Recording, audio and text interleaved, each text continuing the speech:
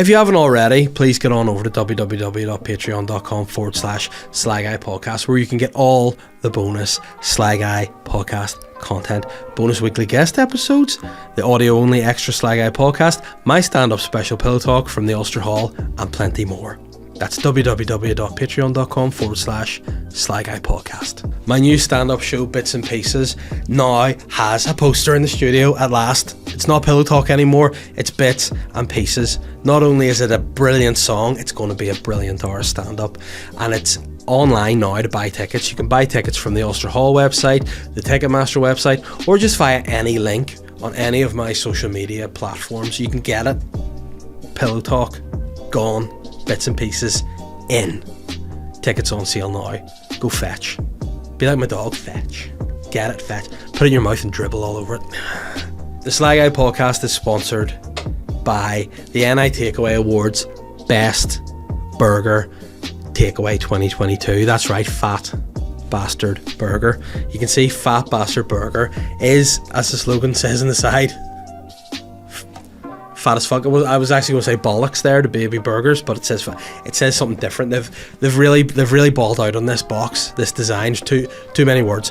But the podcast is sponsored by Fat Bastrd Burger, right here in the kingdom of North Down, in the High Street in Bangor. That's right, the number one burger in the country is sponsoring the number one solo podcast presented by one guy in the country too. Fat Bastrd, cheesy fat bastard, porky fat bastard, and crazy for cock are not all things that you can call me. They're burgers that Fat Bastrd Burgers sell, and it is the spot for you. If you don't like, Ben, do you like thin pieces of meat in your mouth? No, thank you. You like girth, and if you want girth, that's where you're getting it, a Fat Bastrd Burger. So what? Go ahead, follow them on Facebook at Bastrd Burger. That's Bastard without the second A in Bastard. Bastrd Burger. Or follow them on Instagram, Fat Bastrd Burger, again Bastrd Burger. Check them out, tell them Davey sent you. They'll probably just not give you anything extra for free for that, but you know, it's nice to know. It's nice to help. It's nice to be nice. It's good to be grand. And there's nothing more I love in my mouth than a big fat bit of meat. Fat Bastrd Burger. Eat it. The day one writer / sponsor of the podcast is none other than, say it with me, Ben, Modest Beer. Modest Beer. Correct, it's Modest Beer. Modest Beer is an independent brewery formed right here in Hollywood, County Down. They've got Pilsners, IPA, Stouts, you name it, Modest will hook you up. But they're obviously not going to tell you how good they are because, hey, figure it out. But if you want to try some Modest Beer and you want to know where the nearest stockists are, head over to their website, www.modestbeer.co.uk, or follow them on social media, Facebook, Twitter, Instagram, at Modest Beer. Get after it, drink it. I'm the Sly Guy. You know what that is? That's an X-Man regenerating into more powerful form than's ever been seen before. I have harnessed the power of 1,000 suns. I fought COVID and I'm back. You thought I was struck down by the virus? No, I was only struck up by it. I'm up, I've risen, and I'm back. And before we started recording, you know what Ben said to me? He went, "You've lost the power in your voice." Well, I haven't. I've got the intensity, I've got the power, I'm feeling great. I can't breathe too good, but apart from that, fuck. But it's good to be back. Welcome to the Sly Guy Podcast, guys. Last week's episode, I was in isolation. I was in my house. It was an audio only episode because this is where we do the video, and that's basically the gist of it.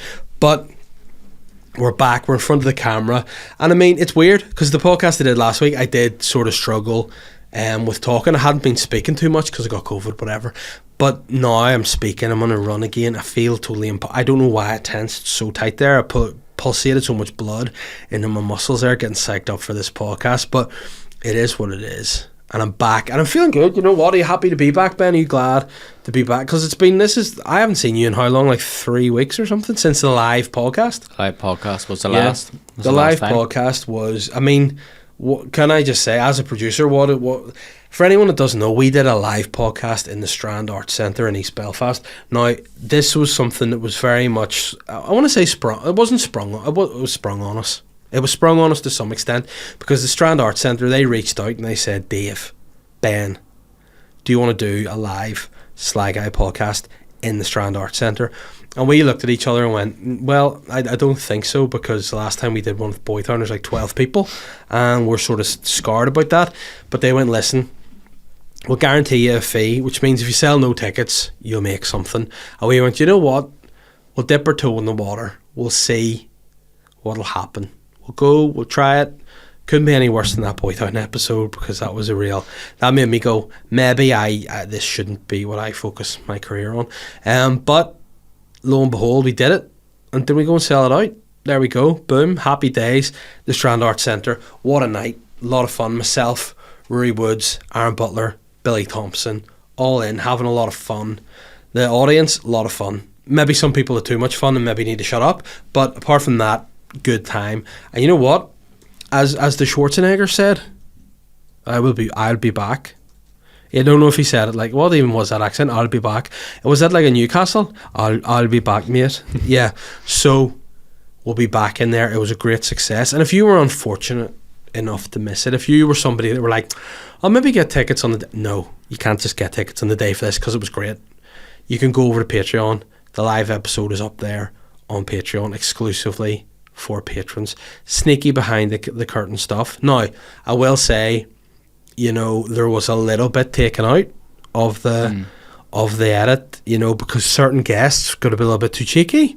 So my point being is, next time there's a live podcast, if you want to see everything uncensored, hard, X-rated, erotic content, you gotta go there in person. You gotta go there in person. And then also, if you want to even see it, just go to Patreon. If you don't want to see it, that's fine. Just be content with this.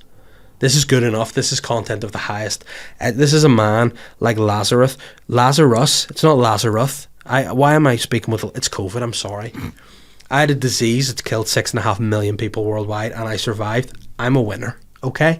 But, you know, I'm back, and that's where we're at. But the last episode that went out prior to me getting stricken with COVID was a best of a guest episode, which again showcases the wonderment of Patreon. So thank you to everyone who's joined up there. We're nearly at a real milestone number over on Patreon, so let's keep it on going. Let's keep it trucking. We'll move forward. How are you, Ben? Anyway, I've not seen you since the live episode. From a producer's perspective, how did it go for you? From the live show, went very well. It was good fun.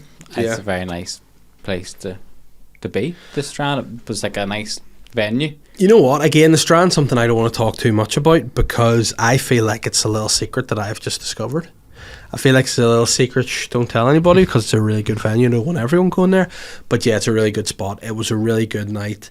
Again, like we said, we didn't have much expectation for the event, because again, it's weird. We sit here, we do this, we look at the listening figures, which, by the way, Ben, I sent you some highest they've ever been. Audio listens through the roof. Video listens, guys, could do better. You know, people could watch more YouTube, couldn't they? But again, Ben, that's on you in the edit to make me look more spectacular. Yeah, it's a lot of work, to be fair. Okay, well, you know, there's plenty of people out there that would like to do the work, okay? So just, you're on thin ice. You know, you're on thin ice, boyo. And you know what happens to people on thin ice? They get very cold, because the ice breaks in the long run. Get cold. But yeah, it was a lot of fun, and I was delighted with it. So cheers to everybody that came. And I mean, listen, there may or may not be another one in and around the summertime. We may or may not. Have been in touch with the venue about doing it again. So yeah, that's a lot of fun. And then since then, I mean, luckily I got COVID after the fun events had happened. You know, luckily I got stricken down after the fun had happened. Luckily I was able to... What all did I do last week before I got COVID? I did the live podcast on a Friday. It's going to sound like a Craig David song. Live podcast on a Friday. Then I was on set filming something I'd written on the Tuesday and the Wednesday. A lot of fun there. Thursday, didn't see Kevin Hart and Lavery's. That was wild. Then Friday, I don't know what I did. Maybe I had a wee night off on Friday, did I? Or no, at a gig. Saturday, saw Kevin Hart again. Sunday, went walking with my family. We went out, did some National Trusting. You know, if you're a long-term listener of the podcast, you'll know I like the National Trust. That's something I'm into. I did try to reach out to the National Trust to be some sort of brand ambassador, and they, obviously not using profanity because they're the National Trust, in a roundabout way said, go and fuck yourself in the face. And I went, all right guys, I tried to help. Try to bring a new generation of people into your parks, but you don't want that. That's fine. Respect only. I'll still keep going. That's what you should do on the next live show. What's that? Try and fuck my own face? No, mine's Stuart. Just who's he? I may have COVID, but hey, you don't lose it unless you do. Because this is another thing. This is the worst thing, right? So anyway, I'll tell you how I got it first. On the Sunday, I was out and I pushed a pram up a hill, and then I was getting up there. I was going, "Phew, and my first thought was just, I'm unfit." Which is totally conceivable. But then the next morning I got up to walk my dog and I couldn't clear my throat. I was like, this is just not clearing. I cough, I'm sputtering, I'm hawking, nothing's moving. I thought, that's a bit sharp, I don't like it. Went home, just out of the off chance, did a COVID test, bingo, I've got it. Which I was like, okay, this is okay, because that was a busy work week, and then I have quite a quiet work week, and then the busiest work week ever this week. And then I got a call that the thing I was supposed to be filming were like, no, we need you to come in and get like costumes fitted and stuff. And then COVID happened, I couldn't go in, and I got sacked. I didn't get sacked, I got told, well, is this being sacked? They were like, listen, we don't want you to do this anymore, we want someone else to do it because you've got COVID. No, I won't call it sacking. Just very politely saying you're not wanted But you know anymore. what? Joking aside, the particular production and those involved with it were fantastic in dealing with it, because when I got told that I wasn't able to do it due to COVID, I didn't cry.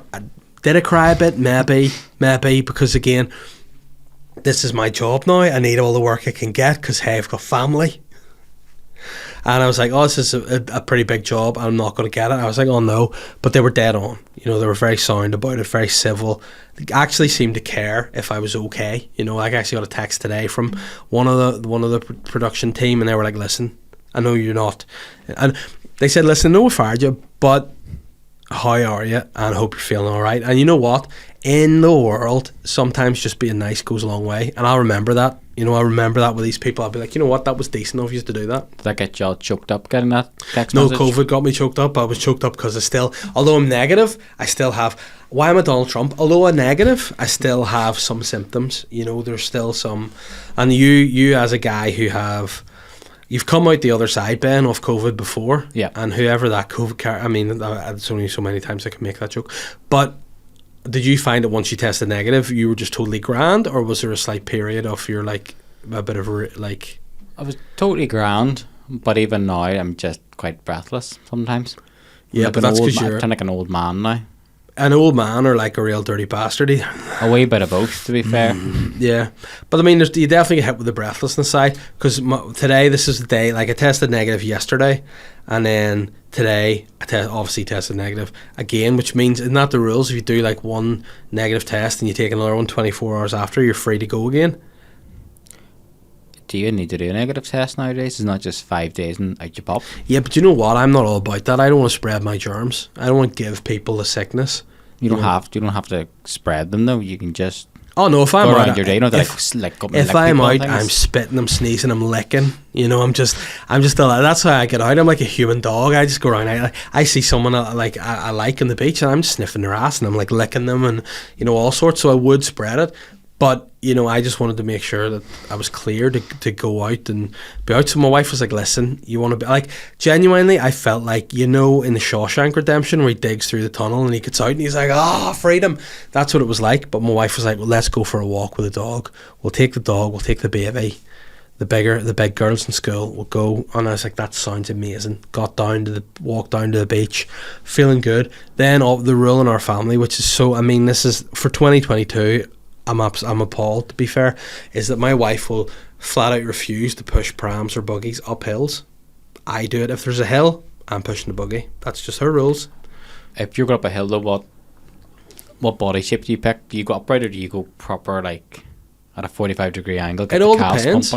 It all depends. Like if it's when we went to Google this place, by the way, if you haven't seen it already. When we were on holidays last year, we went to a little town called Clovelly, okay? And Clovelly is in, I believe, Cornwall, and it's like one of the most beautiful little villages. As I've said before in the podcast, one of my favourite TV shows, Devon and Cornwall. Always a good watch. Have you found Clovelly, Ben? What do you make of that? Can you put a little picture actually up on the logo for people to see? It looks lovely by the sea, but yeah, there's a man with a few donkeys and they all look rather tired. That's rather steep. Yeah, it is steep. Now, when I say steep, it's so steep. Like, not only is it steep, it's cobbled. So we had to go down these cobbled hills. I'll wee spoiler, I didn't actually go back up it again because there's Land Rovers at the bottom to take people back to the top because, stupid. When we got there, they were like, listen, we would recommend you don't take a buggy down here.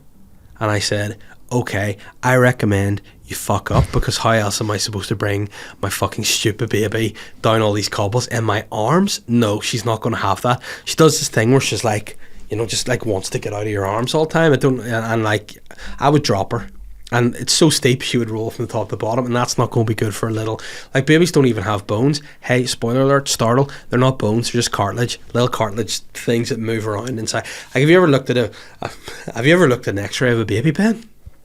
I can't say I have. No, well, again, I hadn't either, but then I get into this, like, little routine of with my kids, like, doing, like swinging them around by their legs and their arms and stuff, and my wife was like, you do know their bones aren't connected.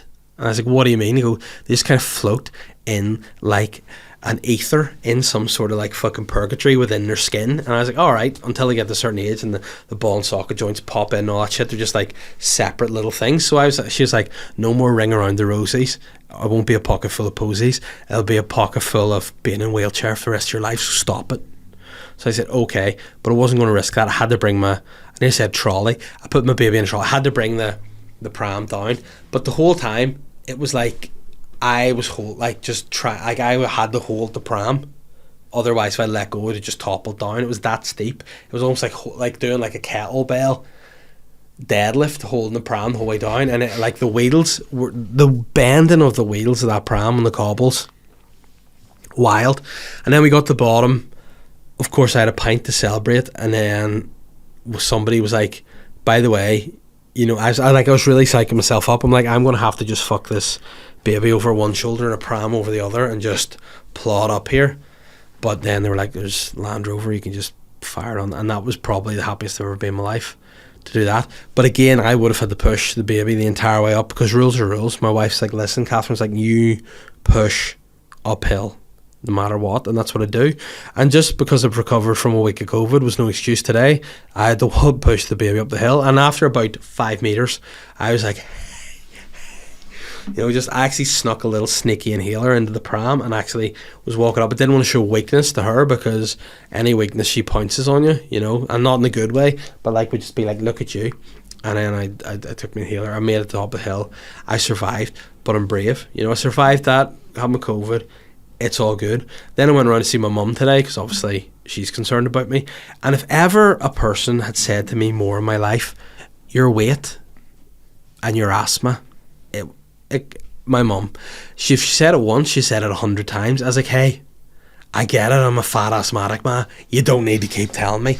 It's just, she was, again, this is the thing, because whenever I had COVID, for the week she was in Tenerife, so that was why it was an extra fucking stressful week, because they were in Tenerife. Obviously Catherine's working, being a nurse, and that just meant I had to look after both the girls, and it's hard to do wearing a mask in your house, you know what I mean, looking after two energetic little children. I can't take anywhere to fucking burn off energy. So what I did is I ordered a treadmill on Amazon. I got 2 treadmills, got the girls on treadmill, ordered a 3rd treadmill, second hand of course, for the dog, and just set up 3 treadmills. Then I connected it to the electricity grid in the house, so now I just get the kids just fueling my energy, and that worked a treat. But it wasn't a sweet week. So then my mum comes back from Tenerife. I went around to see her today. She was like, see, when I was away, and again, not that my mum's a dramatic person, I just want to point out here as a disclaimer, my mother is not a dramatic person. Ben, she's not a dramatic person, okay? Never once would she be dramatic about anything. She goes to me today, I was in Tenerife and I thought you were going to die. And I said to her, and you didn't come home? And she was like, well, I mean, no, because there's no point in coming home if you don't die, like if you die, I'll come back. And then she used the phrase, and repatriate you. And I was like, I'm not in Tenerife. You can. I have not died abroad. You know what I'm saying? Do you get what I mean? But your mum thought you died that time you lay on the ground. Yes. How often does your She mum always think how often like, does your mum think you die? She thinks, for whatever reason, I'm on death's door. Like, if anything happens, she's like, you're very fat. And I'm like, I've got mirrors. I'm aware. I'm trying to resolve that now. But also, anytime I get any sort of sickness, you can't just automatically go to, I thought you were going to die. Like, what happens if I get a cold? Dead. You know, like, this is a concern. But the thing about it is, this is where it matters. She thought about coming home from Tenerife. She didn't until the end of her holiday, but she thought about it. And that is all that matters. But yeah, she was just like, and it's just your weight, and you know you're overweight, and you know you're an asthmatic. I'm like, hey, yes. But at the same time, who's laughing now? Me, because I beat COVID and my mum hasn't got it yet. So I can't wait for when she does. I'm going to go around and go, you're weight and your asthma. And see what she says about that. But no, I'm glad to be out the other side of it. I'm glad to be, and by say out the other side of it, I'm glad to be out of the house. It was definitely fucking boring, and also so sly, because when Catherine had COVID, she got to go and live in my parents' house for a week with a fire stick and books and just relax in this like nice space. When I have COVID for the week, full children to look after, and it was just not pleasant, because I don't know about you, Ben, but I found it to be very peaky and trophy. Like I would be okay, and then all of a sudden my body would be like, you need to sleep immediately. Yeah, a lot of up and downs. And then there was times where I felt like I was going to vomit. Just, I don't know whether it was just because I just had time to think about what my life had become, or I thought about the job that I've just lost, and I was just like, but there's times like, I'm going to be sick. And then the headaches were just terrible. Like, you're a headache guy, you get a lot of headaches. Yeah, I'm very, very keen on the headaches. But COVID headaches, not good. Just not good. Mine only lasts about 24 hours, but this was like nearly 3 days. Well, I mean, when I get a headache, I think it lasts about an hour. So for a headache to last 24 hours and then a week, that's concerning. If you want, I know somebody who x-rays kids, like, so you can see their bones floating in the ether.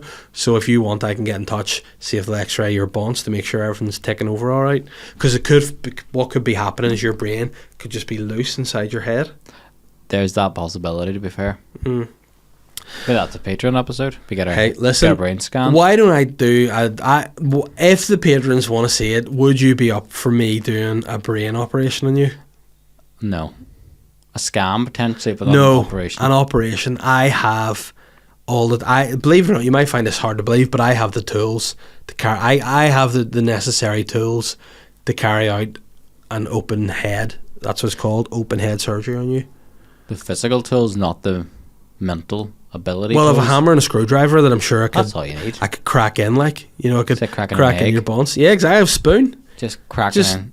Cracking, there you go. And I mean, think that people would tune in to do that. Now, the only problem with that may be that your ability to, like, edit the podcast might be sufficiently depleted. Yeah. If you have any tech issues, you might be a bit snookered. Yeah, like, everyone knows my tech issues, and they're just... when the computer's open, there's tech issues.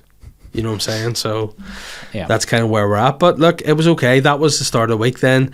I thought, as I'm getting to the end of COVID, I thought everything in the garden was rosy. I got over the fact that I wasn't working this week. I thought, because what is it everybody says? Is like, when one door shuts, I mean, this is the difference between me and my mum again, not to be a dramatic person. I said to her, when one door closes, and she goes, it slams in your face. And I went, no. And then you die. And then you die because you're fat. All right, Mum. When one door closes, it slams in your face, and then what happens when it slams, it startles you, and you go into cardiac arrest because your wee fucking tubes are all full of fat. You big fat pig. All right, Mum, thanks. Oh, and you've got asthma too. Yeah, cheers. But what I always say is, when one door shuts, another one opens. Otherwise... You burn if the house is on fire. I don't know, I'm losing track of the analogy, but my point is, I thought, like, when one door shuts, another opens. So I have a project that I need to get written by the start of May. So I said to myself, hey, I'll use these days where I would have been filming to write. And then I was happy, I was content, I was zen, and I get a letter through the post saying I have to pay a charge on a parking ticket from September. Now, are you over there nodding your head like in disapproval of me? I was shaking my head at the parking ticket. Good, because this is the biggest. If ever there was something, you know what? I just want to give this to the parking people. I mean that because this has been an entanglement of the highest degree. What had basically happened was, right, I'll go back to the day in question. I get into this car park, right? I always use an app on my phone, a parking app, just park. Do you use it? Is this Bangor or Belfast? Hollywood? No, I can't even say it. It's the second worst place behind Lisburn. Ards. Right? So I'm in Ards. Yeah, I know. And I parked the car. Be in the skies, hopefully. Yeah, whenever I go to Ards, I do disguise myself. I'm not going to tell you what the disguise is, because then if I'm ever back there, they'll get me. But big shout out to Knots and Ards, by the way. Great food, tremendous place. Lots of good shops in Ards too. You know, maybe I'm changing my tune a bit. Ards is not bad. It's no Lisburn, okay? But whenever you work there, you know, you don't get enthused about it. You know what I'm saying? But headed in. It was the morning. I'd actually done a wee bit of work before I went in. Landed to the car park. Opened up the app. Went to, and for some reason it wasn't connecting. Have you ever had that in the parking app? Yeah, it just doesn't.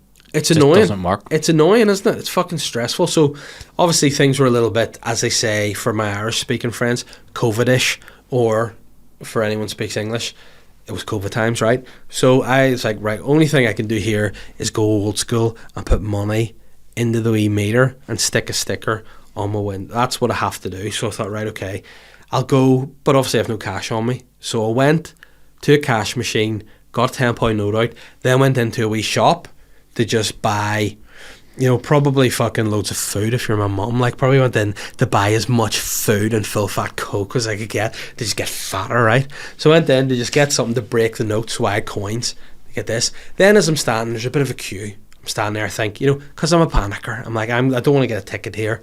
So go back in the parking app, put the parking, it's working, bingo. Maybe it was a reception issue, wasn't connected. Went on, added my parking, still bought the food. Actually bought more food because I didn't need to change anymore. And then after that, went to work for my day. And then when I finished work, went back to my car. No ticket in sight, nothing. All good. In the hood, went home, thought nothing more of it until like a month or so later, I get this like charge thing through the post being like, you, and this is the voice that I read it in. You owe £135, mate. And I was like, well, I don't, because I haven't. And then what you do, mate? And I looked at it. It was like, you can go on to appeal. Like, there was a thing where I remember you can go on to appeal tickets. I went on to this, like, put my wee code in that was on this fucking letter, and I couldn't appeal it.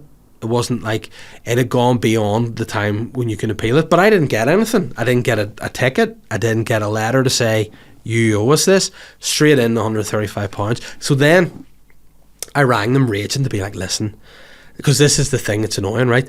See, you know, 4 minutes, I got the ticket at 10:41. The ticket was apparently put in my car, and I had paid from parking from 10:45. So I had been in my car probably the time it took me to leave the car, go get money and stand in that queue.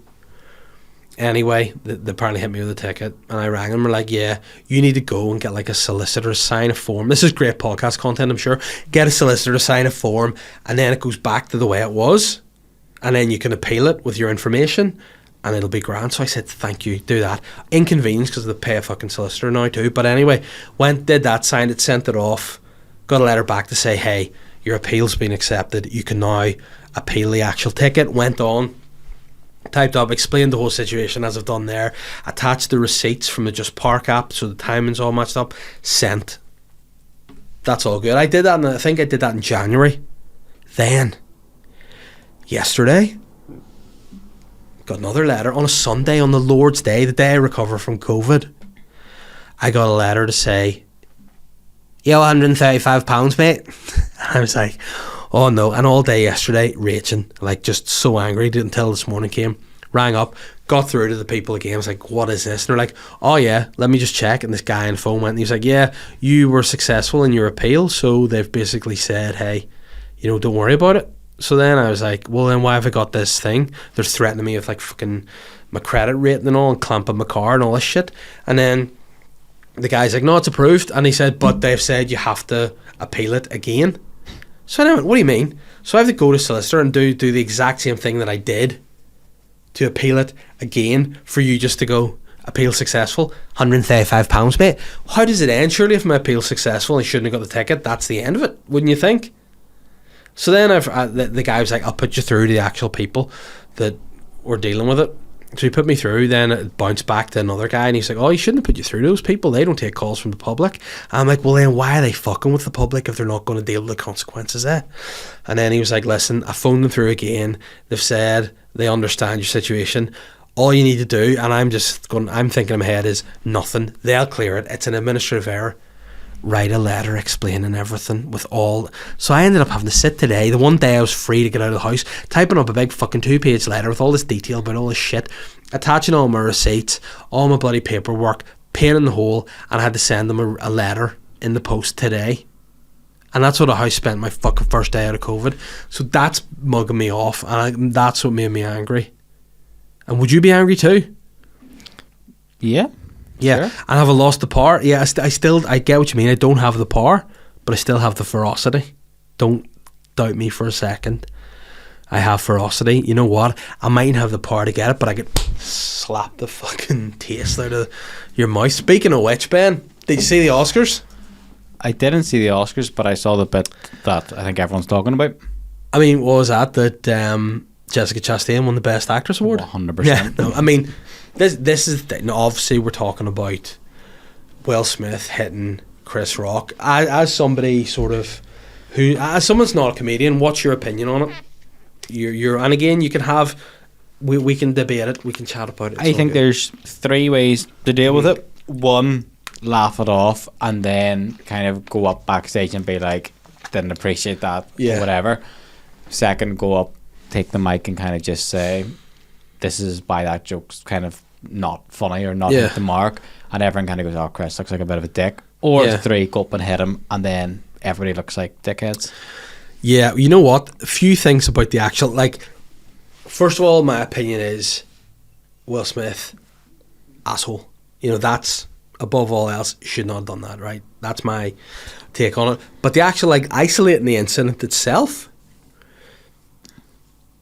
like, he walks up there and just, like, the bitchiest slap ever. It was a good slap, to be fair. No, but it was like the guy played Muhammad Ali. You know what I mean? He's a much bigger guy than Chris Rock. This guy's not like, float like a butterfly, sting like a bee. He's like float like a butterfly, slap like a bitch. You know what I mean? Like he hit, like Chris Rock's a small guy, and he just made him go. That's and hands in his pockets. Yeah, too. and hands in the pockets. Like, to be fair, he offered him a chin, and he still could. Like, if you're going to go up and you're going to do that, you got to say lights out. You know what I mean? You got to be night. You got to be saying see you later, Chris Rock. But Chris Rock, in his defense, like, this is the thing, as a comedian, right, that should never happen. If it wasn't Will Smith, if it was like just a member of the, it would have been per Chris Rock, per this, that. But it wasn't, because it was Will Smith. People were like, oh, well, what's this? Chris Rock should never have been hit doing his job. End of. And there's so many things that can follow off the back of that. And I think now, the worst thing about it was the joke itself was so bad.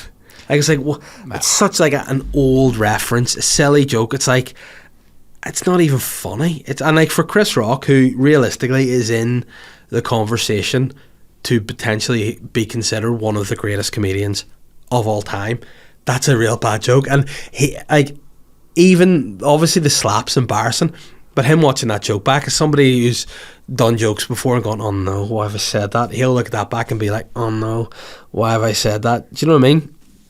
It's not a good joke. Because when I saw it, I was like, that's kind of a shit joke. But then they were sort of like laughing at it and like, this is okay. Then Will Smith came up, slapped them. You know what I mean? It was like, yeah, not good at all. And it sort of annoyed me a lot. Now, I just want to say that I was never a massive Will Smith fan. You know, I know this might divide some people's opinion. People love him. Like, to me, there's like, say if you're one of these people who like loves the theme song, The Fresh Prince of Bel-Air, I think automatically just get put in a Hulk ship and sent just out to sea.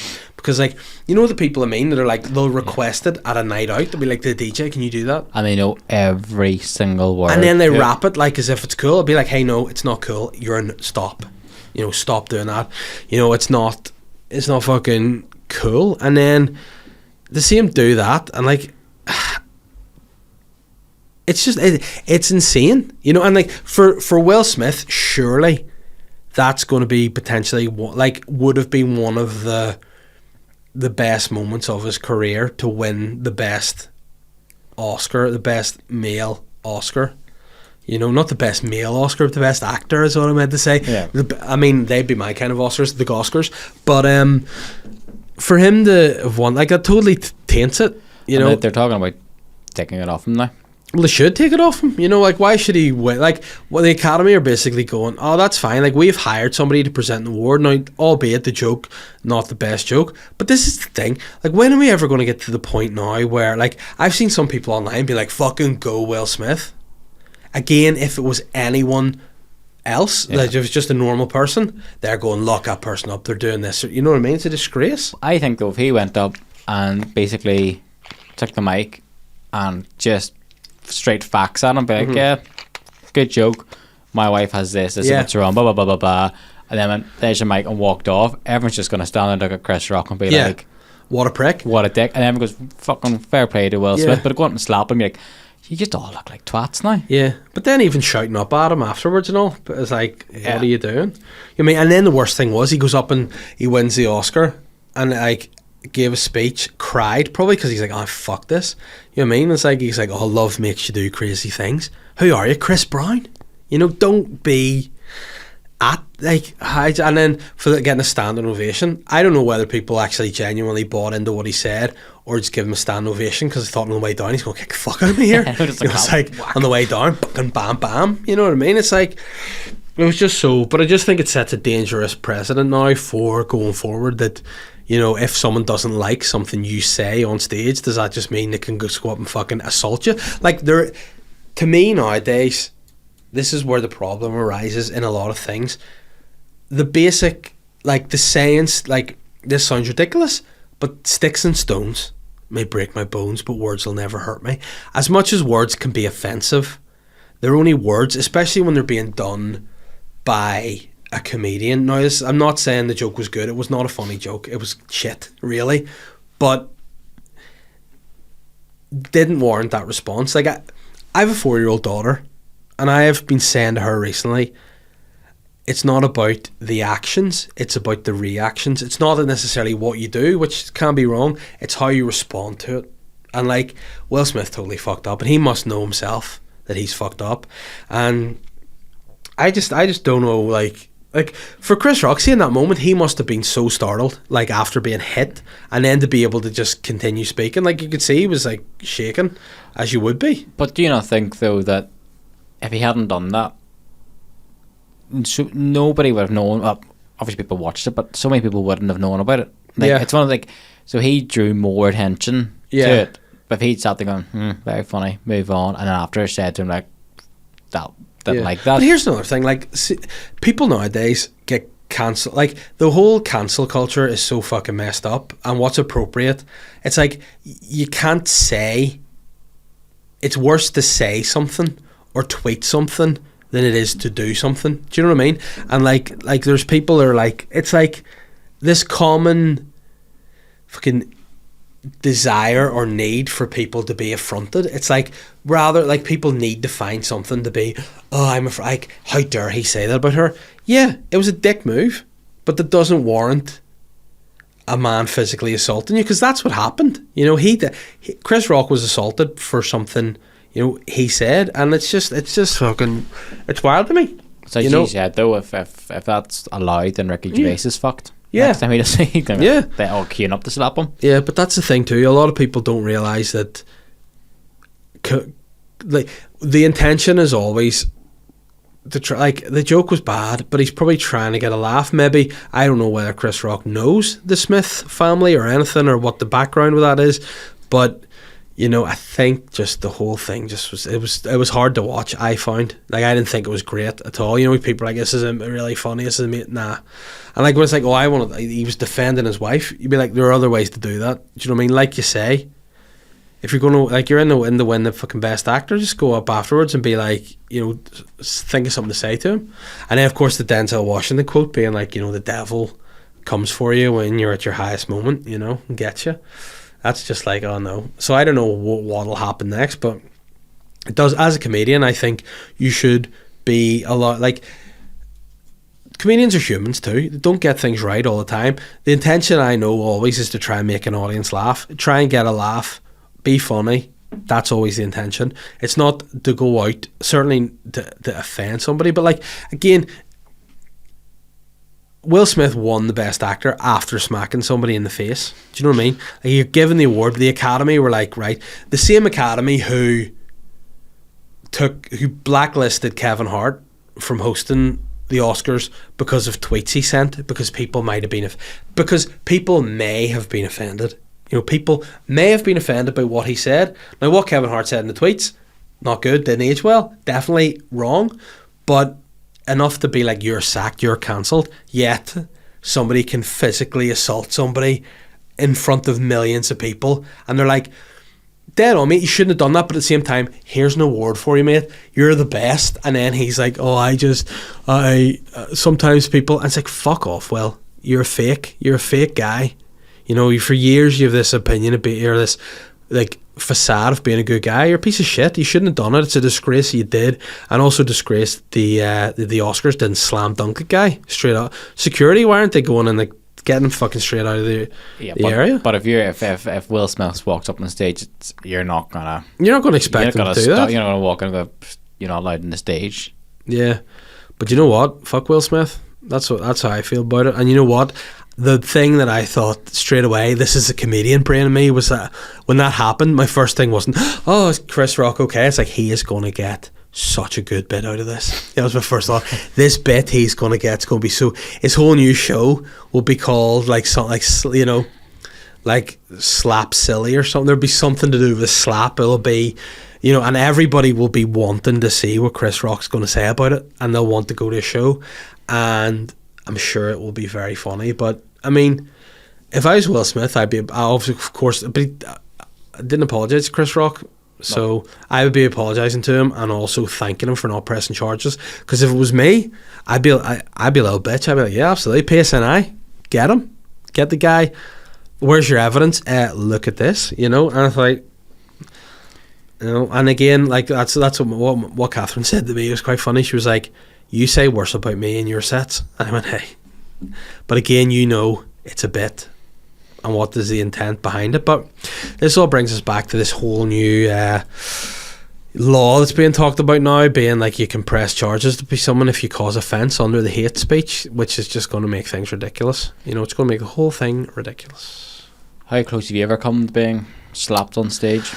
I mean, I think there's been times, you know, I think more so I've been threatened with stuff I've said on a podcast than I have on stage. But again, people neglect the fact that, see, when you're doing things like when you're doing a podcast or you're doing stand-up, you get carried away in a bit. So, like, if you're just going on and you're telling a story as it is, it's not going to be as entertaining. So you get into a bit, you get your tail up a bit, you start saying silly things, you say things that in the cold light of day, you know, you don't entirely mean. But then the amount of people that just take it at face value is silly too. You got to realise that this podcast, yes, are more like the real person. On stage, you ham things up. Of course you do. But people don't say that. People think, and that's part of the art of stand-up, to make it look like when you're on stage, you're doing a joke for the first time, every time. When you could have been jokes you've done hundreds of times, but you have to make it look like it's the first time, as if it's just sprung into your mind at, you know, spur of the moment. Whereas it takes craft. You have to write it, you have to hone it, you have to try it, you have to do you know what I mean? And again, the intention's always get a laugh. You know, I think in the moment you can sometimes say things you go, oh no, I should not say that, 100%. But I don't think, you know, it's like, and again, obviously I don't know the ins and outs, but see Jada Smith, she looked great. Do you know what I mean? She, like, I was obviously not aware, I didn't say anything about her, but I thought like she looked great. Like her hair looked great. You know, she's a beautiful woman. Like, and I obviously didn't know there was a struggle. Maybe Chris Rock didn't. You know, that doesn't justify what he said because it's pretty sly. But if he just thought, hey, she's got a sweet shaved head, and he just made that joke, you know, again, it's all about context. Yeah. Like if he just was like, you look sweet, you go, well, that's a sweet one all over you've got there. You know, I mean, that would have been fucking far more hilarious if he'd just gone up and be like, hey, that's a sweet one all over. And then, you know, there'd be no joke there, just a statement. That would have been bizarre. But yeah, I just think that, like, you don't know what went on there, but what you do know is you shouldn't be slapped while doing your job. And it just worries me that there are people out there that'll think it's okay now to do that. So I hope security will be tighter in comedy clubs. I hope people realise that because then ultimately, what happens if we go on strike? Imagine comedians then are like, well, we're not doing comedy anymore. Like, we're not going to try and make you laugh anymore. And then the next thing is happiness is totally gone. Like, where does it stop? You know, you got to protect comedians. Comedians' rights to make jokes are important. And, you know, when people get offended about things, just be offended. You know, deal with it in a better way. So Will Smith, I saw him slap him. I'm like, hey, I don't think that's the first kid he slapped. You know what I'm saying? And that's just me judging it. But yeah, I think for me, one asshole, and I just am excited to see what Chris Rock's going to say about it. And I think, yeah, take Will Smith's Oscar of it and give it to someone else. Maybe give it to me, because I got sacked this week too. So, you know, it'd make me feel better if I got the Oscar. There you go. Yeah, and you survived COVID. And I survived COVID, which, by the way, COVID, for anyone out there, it's like, oh, I've never had it before and blah, blah, blah. COVID's like Michael Myers. COVID will get you. You might be running, you might be taking vitamins, you might be taking zinc, vitamin D, vitamin C, the works. COVID's just stalking you from behind, walking slowly after you. And eventually, you think you've outrun it, motherfucker will get you. And it got me, and hey, listen, I've come out the other side. I have used my time in isolation to meditate and think and you know, really evaluate my thoughts and my opinions on life in general, and I feel like I've come out a better person. And I think basically what I'm saying is, if you guys try to be more like me, you'd probably be better people too. And also Chris Rock press charges. Right, listeners' questions. You know what, Ben, I'm going to say this has actually been a real treat of a podcast, if I do say so myself. I feel it's been a bit different than usual, but it's been nice. It's been nice to be back. It's been nice to be pardon me, covering my mouth for COVID. But, you know, you've had it, like, anyway, haven't you? So we're all sweet. Yeah, I think once you have it, that's you good for life. Yeah, for life. Like the NWO, R.I.P. Scott Hall, the bad guy. But anyway, listeners' questions. Naomi Mitchell said Demi Lovato's at it again. Oh, no. It's been a while since we spoke about Demi Lovato. Demi Lovato's ancient Egyptian artifact collection is clowned by experts. In an Instagram story over the weekend, the singer shared an unboxing video of a trove of ancient Egyptian antiquities. That's like how Borat would say antiques. Antiquities, along with a certificate of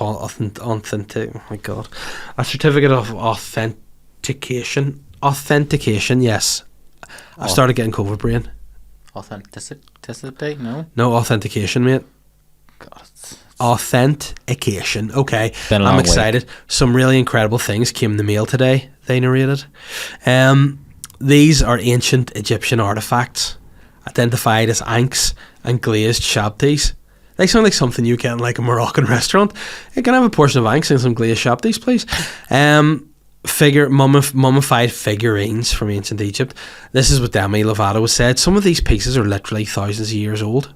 Like what? My mind is literally blown right now. I'm so excited.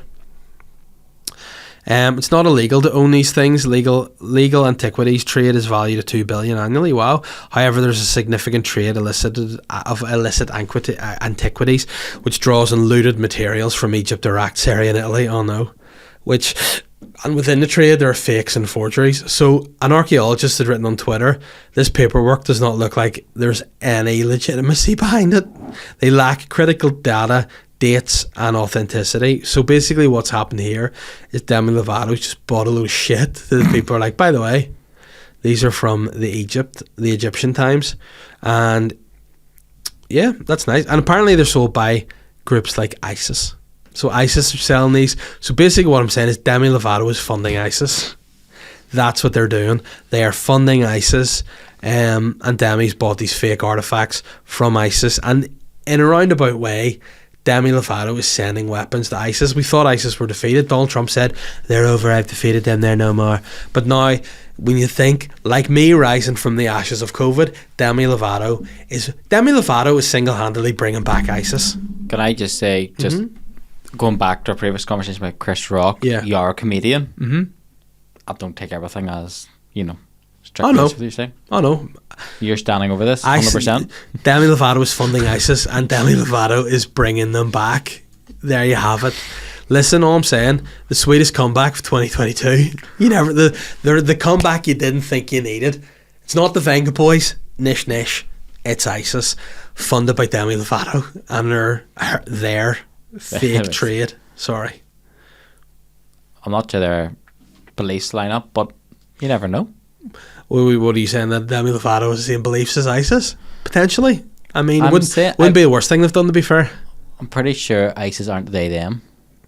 Yet. Maybe that's what ISIS need, their eyes opened a little bit. That's why they went away. They've gone away to have a wee think, and they're gonna... And they're transitioning, they're coming back as a new brand of terrorist group. Listen, I mean, if ever there was a rebrand, I'd be keen to see. It would be change their flags and everything. The gender neutral ISIS. Instead of cutting people's heads off, cutting their dicks off.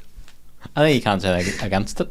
Yeah, absolutely. I welcome it. If ISIS, that's a true ISIS, and that's how they want to be. Listen, respect. Jack Reardon has sent me a question saying, who's worse, Putin or Nolan? Now, I mean, I'm going to straight up say Vladimir Putin is worse than Stephen Nolan. Don't isolate this. Stephen Nolan is a genius. Like, he has got such a niche in what he does, and like, it's not Stephen Nolan's fault. It's the people that are the problem. See, for years I used to think like certain TV shows that were getting commissioned that were not good, I'd be like, how do these people keep getting stuff? Like, what's going on here? And then I was like, oh no, there's something wrong with the system. And then I realised, no, it's the people that watch it and love it are the problem. Whenever people always say, oh, when you come from, Belfast is the best sense of humour. No way. Like, even people are like, it's an awful sense of humour. It's terrible.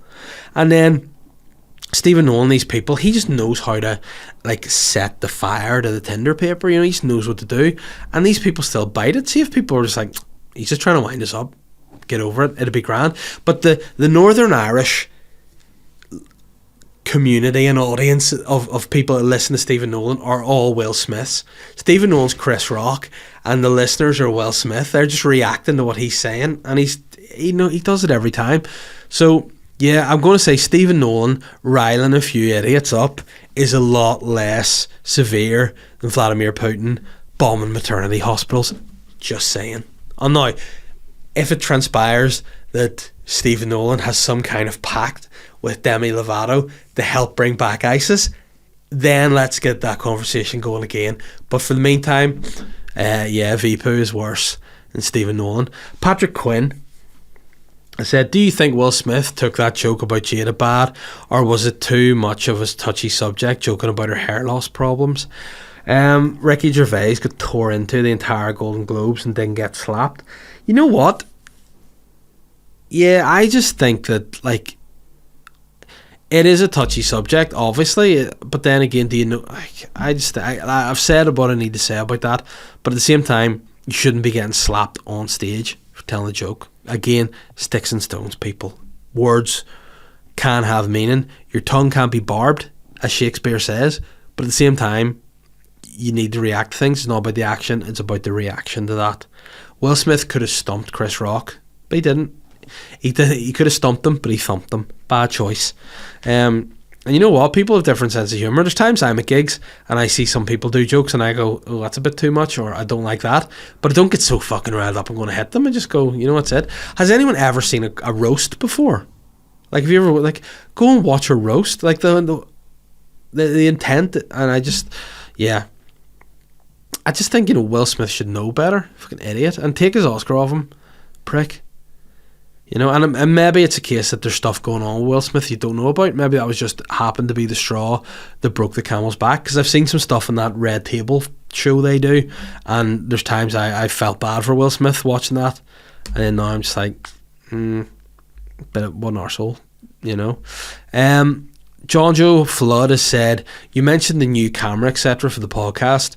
Are we going to be seeing the Snake Rat in full Technicolor every week now? I mean, is that something down the line you would aspire to? I don't think anybody particularly wants to see that. No, well, I mean, it would be awkward because you'd have to put clothes on. You know, it would change certainly the dynamic of the record if you had to wear clothes. Pay maybe a bit more I can afford clothes. Well, listen, live podcast, the Patreon's on the up, listens are going up. Maybe down the line I'll buy you some nice clothes. Or even just hand-me-downs. Well, I mean, you're not as fat as I am, unfortunately, so I can't just give you my clothes. But then, obviously, when my mum predicts it that I die, you can have my clothes and you can make several items of clothes out of, like, you know, you could maybe, like, build it. You take this jacket and make a tent for your entire extended family. That'd be lovely, you know, get off the streets and do whatever you want with the fabric. Once I die. Mum's a bitch, isn't she? Like, Robin McElveen has said, what happened to Nordy Shore? It was of the time. Certain people didn't want it to be online anymore. I'm actually, to be fair, wasn't one of those ones that did want online, but now it's not there. I don't care. I'm happy that it's not. But it was nice at the time, but I wouldn't like to see it again. Joe Canavan has said, what's the stupidest thing you saw somebody do whilst in uni? And then he sent me a video of a guy jumping off a roof, trying to land on a hedge, but missing the hedge. The stupidest thing I have seen somebody do at uni. Well, I went to visit my mates in Glasgow once, and we did a thing called the beer bar challenge, where you just have a drink of every single tap along a beer bar. And I think there was like probably 25 or something taps, including wine in the middle. So it was pretty wild. We went in there, and the barmaid brought us a bin before we sat down because she knew it was coming. And I thought of doing that now would kill me. AC has said, would you ever have your wife as a guest in the podcast, and why not? Well, you know what, I'm going to startle you there and say I would have her as a guest. I think that might be a Patreon episode down the line. We get our brain scans done.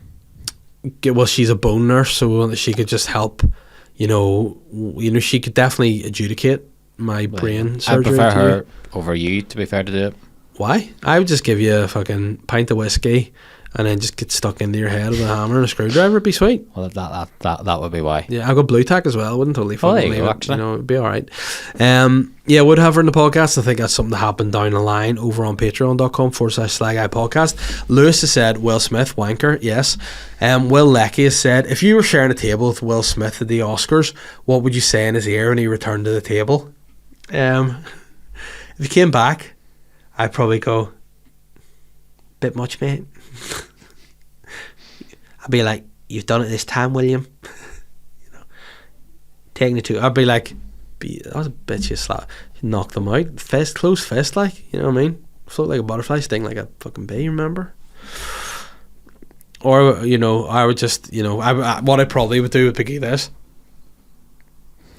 and just be like, oh goodness me, you know. And to be fair, it did look like, you know, he was laughing at the joke, and then you looked over to Jada and she was like, almost like, you know, a mafia boss. It's just like ordering the hit. Yeah, she just nodded, you know. To be fair, she looked like Ming the Merciless in that dress too, but we'll go there. Oshie McClelland has said, is it a free pass just because you're on stage? As in, you can say whatever you want. This is an interesting topic. I'm more thinking, do you ever tone it down because you fear of repercussion? You know what? I think it's not a free pass to say anything you want when you're on a stage. I think it's a free pass to joke about anything. I think if you joke the right way, you can joke about anything. That's my opinion. I don't think you should be policing people's jokes. I think that's fucking stupid. I think that the better comedians are aware of like saying things but bringing it back. I don't think people just go out and spew hate speech. I think you're not a good comedian if that's what you do. But I don't think it's a free pass because you're on stage. I think you should be allowed to joke about anything. I don't think you should also be attacked doing your job. I just don't think anyone should be physically assaulted doing their job, unless you're like a fucking MMA fighter or something, in which case that's part and parcel. But you know what I mean? I think that you should be safe. I think that's not what's being done here. And do I ever tone it down? Like, I don't intentionally tone it down to have a fair repercussion. There's stuff I've said to people on stage that, again, if you deliver it in a way that's not, like, if you do something and say it hatefully or like threaten somebody in a horrible way, then it's different. But I think, I've never felt that I've had to tone it down because of fear of repercussion. Now, there have been gigs where, like, I've gone to an area, I'm not going to make certain jokes in certain areas or whatever because hey, I'm not stupid. But yeah, I don't think it's a free pass. I think that's a wrong way to put it, Oisin. I think a free pass is just justifying the difference between being a comedian and just being somebody on stage spurting whatever you want. And I think that's the problem. To be a comedian is a craft, and I think to be an arsehole is not. Speaking of arseholes, Ian Thompson has said, who do you hate the most in the local comedy scene? I think everyone involved is a total bellend, but in your opinion, who's the king bellend? I mean, unfortunately, you've come in at the rough time here, Ian. You're the number one bellend. You're a ball bag, and you have a long ball bag, and that is the answer to that question. Reezy Repairs, Chris Reezy has said, have you recovered from COVID? I am stronger than anyone else in the world. I'm back, I'm better, and I'm stronger than ever. And yes, I don't have any power in my voice this week, but next week I will be like Bonnie Tyler. I will be croaky, I will be raspy, and I will have power. And get ready for total eclipse of your arse. The Tomcat has said, Dave, love the podcast. Thank you, Tomcat. Question: your house is on fire. A terrible fire. After you save your loved ones and your dog, you have time to safely make it back for a final heroic dash to save one item. What would it be and why?